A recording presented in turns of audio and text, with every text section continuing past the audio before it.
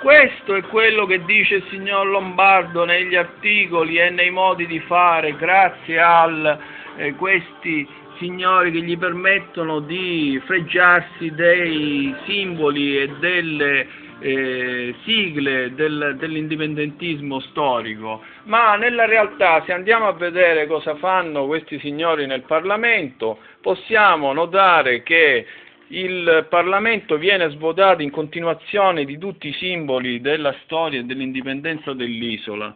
Questo è il Parlamento siciliano, dove si leggeva fino a pochi anni fa la data di inizio del Parlamento, 1130, sulla sinistra è stata coperta dalle impalcature del restauro, sulla sinistra ancora si legge 1947. Che cosa hanno fatto questi signori? Hanno tolto completamente l'armadio da dietro le spalle del governo siciliano, non esiste più l'armadio, e quindi è sparito anche un altro pezzo della storia della Sicilia. Ma come se non bastasse, i vari signori che si avvicendano fra presidenza e capo del governo siciliano hanno modificato il Parlamento e la sua immagine fino al punto da fare scomparire anche la Trinagria dalle loro immagini consuete. Il governo di Lombardo. Ecco come hanno trasformato la Trinagria in un simbolo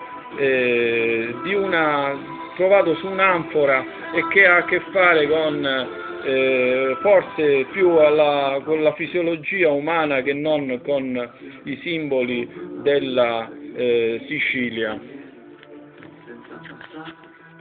Stanno scomparendo non solo i simboli della Sicilia, ma stanno scomparendo anche i significati importanti di questo Parlamento, che sono insiti nelle istituzioni e nelle pubblicazioni del Parlamento stesso, che viene ridotto sempre di più a un giornaletto di 4 pagine per non fare capire nulla ai siciliani della loro storia. Ecco, un volume che era prima di 100 pagine e più, adesso è ridotto a pochissime pagine. Il giornale ufficiale del Parlamento siciliano. Questi signori che stanno svendendo i nostri simboli storici e che consegnano tessere onorarie al signor Lombardo non sono altro che dei pupazzi che si fanno gestire e regalano la nostra storia a questi signori che, camuffati da grandi